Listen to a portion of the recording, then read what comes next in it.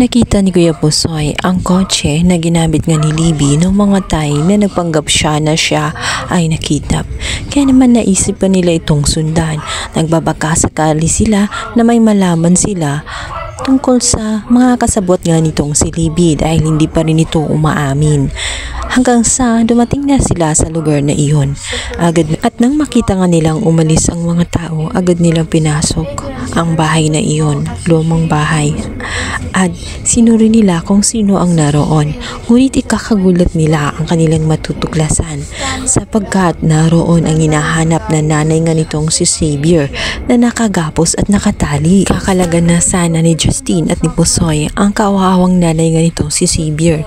Subalit bigla namang bumalik ang isa sa mga tauhan, maging ang bantay na ito nga si Princess at silang nag-alibay kung anong ginagawa nila doon. Nagdi-date umano sila, nagle-nature tripping umano sila. Subalit dahil sa kainanalan ng mga kilos ay hindi naniwala agad ang naturang lalaki. Lalo pa at bigla nga napasigaw itong si Princess nang nagsitakbo na nga si Pusoy at itong si Justine dahil muntika na silang mahuli.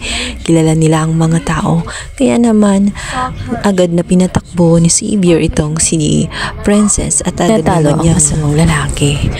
Maya-maya pa ay nagulat siya sa kanyang mga nakita sapagkat itong si Leilani nakahanap ng pagkakataon na makatakas. Dahil nakalaga na ng konti ang kanyang mga gapos ay nakalabas siya habang wala nga ang taong nagbantay sa kanya sapagkat hinahabol ito si Pusoy at ito nga si Justine.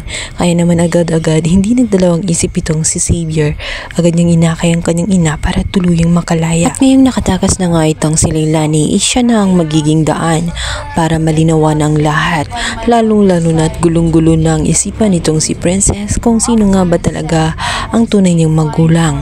Dahil tanging si Leilani lang ang nakakaalam na nagkapalit ang sanggol at hindi si Libby ang anak nga ni Charlene kundi nga siya dahil saksi siya sa lahat sa loob ng kulungan.